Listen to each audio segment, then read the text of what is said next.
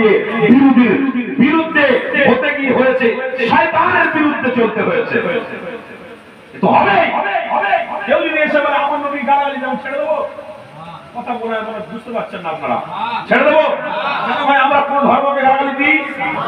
আজও পর্যন্ত আমি ভাই চ্যালেঞ্জ দিচ্ছি মাইকে মুখ দিয়ে, কোন ধর্মের যদি আল্লাহর নবী কোনদিন কোন ধর্মকে যদি ছোট করে থাকে, আপনি ওই হাদিসটাকে তুলে আমাকে দেখিয়ে দেন, আমি ভাই চ্যালেঞ্জ দিয়ে যাচ্ছি মাইকের জীবনে মুগ্ধ করা।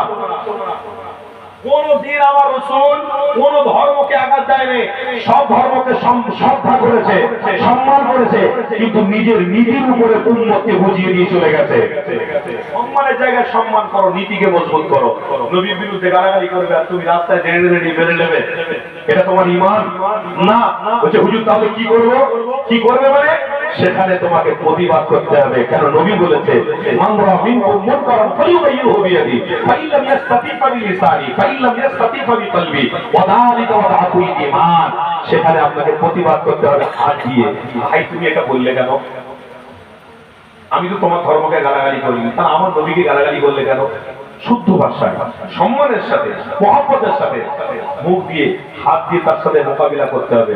হাতে যদি না হয় মুখ দিয়ে সুন্দর কথা বলো, তারপরে অন্তর দিয়ে তাকে ঘৃণা করো। কিন্তু ঝগড়াঝাটি মারামারি ফিতনার সাথে দরকার নেই। যদি অতিরিক্ত কেউ আক্রমণ করে তার পাল্টা জবাব কিন্তু ইমামে হোসাইনের মতো দেওয়ার চেষ্টা করো।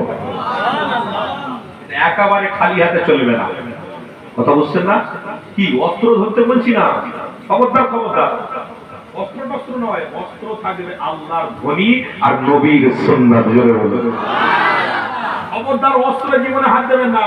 ওইসব বোম উঠেছে, বন্দুক উঠেছে, ছুরি উঠেছে, তারওয়ার উঠেছে, না বাড়িতে রাখলেই ওই স্ত্রীকে মারতে ইচ্ছে লাগবে, ওর স্ত্রীকে মারতে ইচ্ছে লাগবে, বাপকে মারতে ইচ্ছে রাখবে, মারতে ইচ্ছে লাগবে। ওর মাইকে বলে যাচ্ছি অস্ত্র নিয়ে বাড়িতে রাখবেন না, দরকার নেই। অস্ত্র আপনার জামানে থাকবে, অস্ত্র আপনার হাত থাকবে। 2 রাকাত সালাতুল হাজাতের নামাজ পড়ে আল্লাহর কাছে দোয়া চাইবেন, আল্লাহ আমার বিরোধী যারা করেছে, ইসলামের বিরোধী যারা করেছে আপনি ধ্বংস করে দেন।